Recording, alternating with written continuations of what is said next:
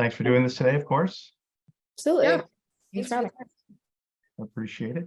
Let's start off pretty broad. What kind of TV shows do you watch? Ooh. I feel like I'm all over the place when it comes to my taste. If this helps, I can name like my 5 favorite shows right now. I'm really into Succession. All-time favorite show is Insecure on HBO by Issa Rae. I'm super into A Different World, another like all-time favorite show. BoJack Horseman and Midnight Gospel. That's kind A of Different World? You mean the 1980s show? Yep. Oh, wow. Where do you find that? It's on Amazon Prime. It's Amazon. They have Brady Bunch. They have like a bunch of like the old like sitcoms on there. And I just love watching them. Fantastic. How about you? I'm honestly more of a movie person than a TV person in general. So, but I do dabble in TV. My guilty pleasures are like more reality TV, but I also love like I just started Succession, and I really am liking that. And White Lotus was a great show. I enjoyed The Last of Us. I don't know. I'm watching Crowded Room right now, which I know everybody had mixed feelings about, but I think deeper in the season, if you give it a chance, it's really, really good. I love things that are like psychological like that, so I'm into that.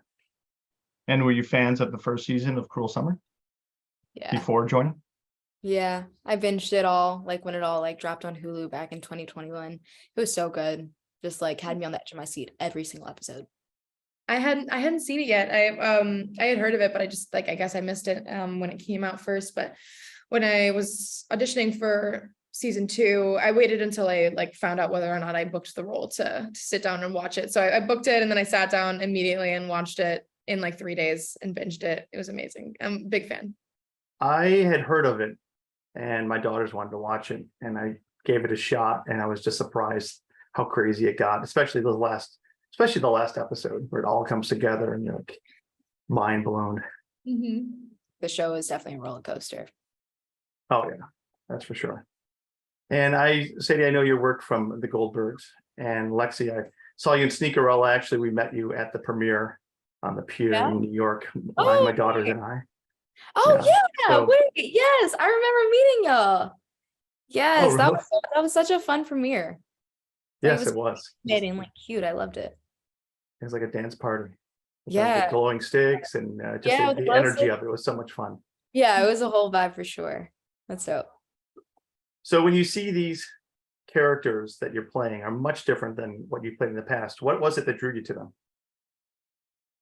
Well, I think what drew me to the project initially was kind of the format and the formula of the show is something I've never seen done in this way before with the 3 different timelines. So reading the script was, first of all, it's a little bit of a learning curve because you're keeping track. And I think for the audience as well, when they're watching season 1 or our season, it's a learning curve at first to get comfortable switching back and forth like that. But in the same vein as an actor, it was interesting and intriguing to have to get comfortable switching back and forth like that as well. And I think it's really cool to see a teenage girls change rapidly. They're constantly evolving and putting new identities on themselves and trying things on to see how they feel. So to take a 1.5-year span of like a teenage girl going through some really, really tough, interesting circumstances and to watch how she changes and grows, that's fascinating to me. And it's really, really fun to play as an actor. I got to play essentially 3 different characters. That was exactly kind of what I was looking for. I wanted something that was a little bit darker, a little bit more mature, a little bit something to sink my teeth into, as people say. And that's exactly what it was. And I'm really grateful it came at the time it did. It is such a big leap. You know, it is a much more challenging that you do have to play 3 roles, but it's also much more mature. Is that intimidating at all, or was that just a challenge that you were just ready to jump into? I mean, Lexi, you kind of had already, like with Little Fires and with First Lady, you kind of were already jumping into things that were like a little bit more mature content. I mean, we were still playing kids here. So when I say mature, I mean, it's, you know, it's for an older audience. It's for people who can handle a little bit more grit and a little bit more just intrigue. And it was just, I was looking for something like that. And I found it in Cruel Summer and also some other projects as well. So, yeah.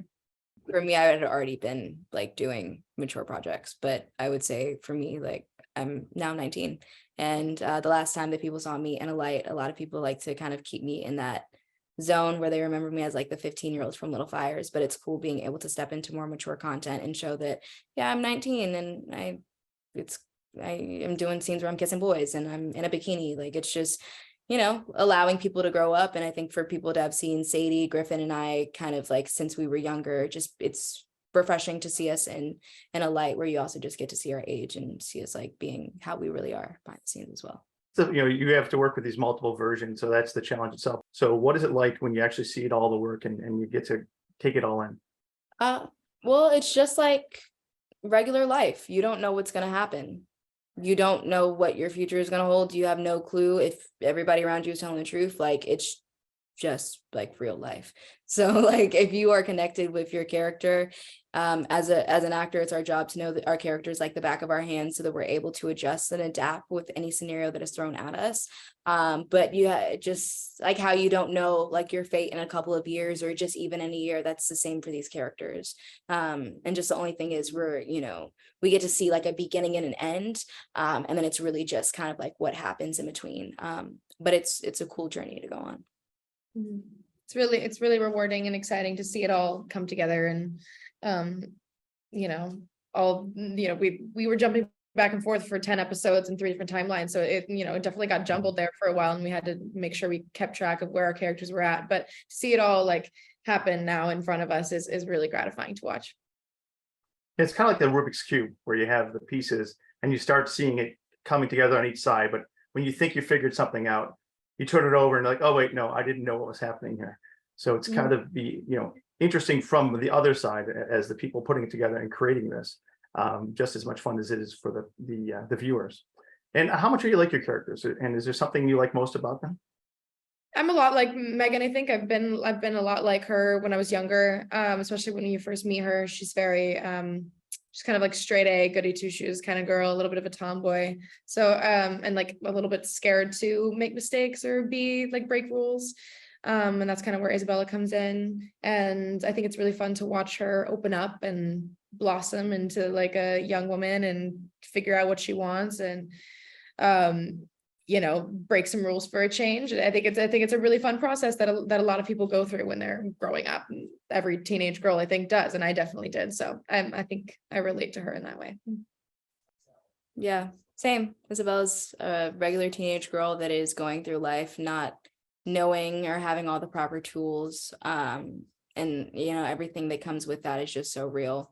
So what it's like, being a teen now, regardless of if that's set in the, Y2K era or now, I think it's really cool that regardless of what generation you're in, you can relate to each character in some way, shape, or form, because at the end of the day, we all know what it's like to be a teen and not have all the tools and to make mistakes and mess up and to be a part of messy relationships and messy friendships and everything that comes with that.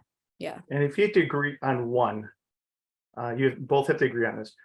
Which of your characters is the coolest? Is the what? Coolest. Who's the one you'd hang out with? Isabella. Yeah. I'd say Isabella too. Yeah. I think Megan can be a little bit of a downer, and Isabella is just so much fun to be around. She's so charismatic and magnetic. So also she's just like the most loyal out of all of them. Like none of them are good friends, but I feel like if anything, Isabella has proven that, she will keep your secret. Well, maybe not keep your secrets, but she'll have your back. She'll have your back until you don't have hers, And I think that that's so fair. That's fair. That's boundaries. Fair. That's good. And this kind of is part 2, but you kind of answered it. And who's the better friend? Isabella. I think Isabella? right now, from what we've seen, it's Isabella. I think that there's more to be seen. You know what? I think even then, I think that Isabella's still a good friend, just because episode 7, we get to see, I'm like, Megan is the one that's like really like driving it. And it's just another instance where I feel like Isabella's like, all right, if you're down, I'm down. Like, I'm the friend that's like always gonna like, she's a yes man. She's a yes man. Yeah, I think she just takes things she's a little bit more passionate than Megan, but she still is ride or die even at the end. Nothing wrong with some passion. I completely agree. I think I think Megan gets a little caught up in the boys. Unfortunately, I think that like, Luke's kind of Jeff and Luke are kind of her first like time diving into anything like sort of romantic like that. And so maybe she can get a little caught up and she can forget like who her real best friends are and who's really there for her. So Isabella's probably the better friend. Let's jump into a speed round. Who would you trust as your designated driver? Cast or character? Yeah, cast or character. Oh, character. Megan? Yeah. How about make you dinner? Debbie? Yeah. Actually, I feel like Debbie's not a good cook for some reason. Isabella, actually, because Isabella's been like around the world. So I feel sure. like knows like a couple bit more recipes. Mm-hmm. And who would you party with? Isabella. Isabella's a favorite. How about pick your outfit? Isabella. Wow. Isabella's got straight A's. Protect you in a fight. In a fight. Isabella. But Isabella would throw hands for Megan if she needed to. Yeah. Wow. I feel like I'm learning a lot about Isabella. How about stop Y2K? Ned. All right. And kill Luke. I'm not answering that. Trick question. Right. I'm like, I'm not gonna answer that. I'm not gonna get in trouble. Watch episode 10. It's speed round. You can answer anything you want. No. And on a series that has so many serious subjects, what is it like on set? Is it, is the tone much lighter? It seems like you're very busy. You're playing through different eras. You have very heavy themes that run throughout. So are any fun stories to share? Well, I would say that the tone depends on the day. I feel like we're all, we all got really close. So it's definitely really nice to go back to the green room in between setups to like decompress with the cast and to like joke around and play music or whatever it is that we're doing. So yeah, it was definitely lighter. We did skiing trips, we went to concerts, lots of dinners, lots of sleepovers. There are times where, we would wrap at 5 a.m. and then go get brunch at or not brunch, but breakfast at like 7 a.m. All delirious, just tired. But it's things like that really keep like just tonally like on screen, making sure that all the relationships feel authentic. And then that magic is definitely there when, especially for Isabella and Megan, because they're so close. Yeah. It was really nice to do that off-screen bonding so that our relationship on screen was even better. And what's the best part of the late 1990s to you? Is there something you would like to bring back to today? Everything's still coming back. So I would say maybe just the mere fact that like no social media or music, maybe. There are a lot of artists where I'm like, tragically like their time was like cut short or they stopped making music. And I'm like, ooh, I would love like another Aaliyah album, or I would love, to see like a collab between like Britney and like, somebody like there are like things like that in my brain where I'm like, that would be really cool if we could like tap back into that era of music. But all the like trends, the Y2K trends are coming back now, which is why I think it was so fun to be able to immerse ourselves in that world. Agreed. Can you rate episodes 8, 9, and 10 as a whole, from 1 being totally predictable to 10 being mind completely blown? I think 10 is the most surprising episode because we just have a lot of like back-to-back shock factor kind of moments. But it can't be too surprising. You have to like feel like you still are connected to the characters and you know sort of what's coming, but not exactly how. I think that's what's really fun about it. But yeah, I'd say episode 10 is a 10 as far as the shock factor goes. Excellent. Can't wait. Without spoiling it, I'm going to try something I've never tried before. Can you start a sentence, Lexi, and then use one word, and then you go back and forth with one word each to complete a sentence that conveys how you feel about the finale? I got it. All right. The Finale is mind-blowing, shocking, Dynamic. Sad, Tragic. tragic, dramatic. Yeah. Vengeful. Yeah. Yeah. And also it's the end. So that's it for the story. It's interesting though, being in a series like that doesn't have a continuation. It's, you tell this chapter and then it's it, you move on. So Yeah. Love it. It just leaves too. people up for their own interpretation of it. Limited series are like, I love watching them because it's just like the span of just 8 to 10 episodes. You get like a full story and just tie it up with a bow and then have your own interpretation and then go on with your life. It's a cool thing to watch. It's great as actors too. We get to like feel satisfied and feel like there's a beginning, middle, and end, and then we get to move on to the next thing. I think it's awesome. And now, if there's a season 3, there'll be a whole nother cast that gets to join in on the fun. So 3 words, and you can do this for each other. 3 words to describe each other's characters. Megan is incredibly intelligent. She's very driven. But she's also maybe messy or like complicated, I would say, just like any other person. Yeah. I would say Isabella is magnetic. I would say she is lovable, but I would also say she is damaged, but I don't mean that in a messed up way. I just mean that in a human girl who has gone through things way.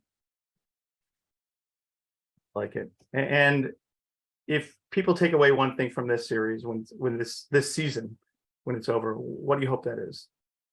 I hope they just I hope they walk away just feeling entertained. I feel like that's kind of what a lot of people need right now. I think we have a lot of great sort of themes or kind of messages in the show. I think we touch on a lot of more serious things that maybe some YA genre shows don't necessarily touch on. I hope that they feel shocked. I hope that they had no idea what was coming, and I hope they go back and watch it again. Same. Sounds good. Well, thank you so much for your time. I'm looking forward to seeing how this all closes out, and have a great day. Thank you so much. Appreciate it.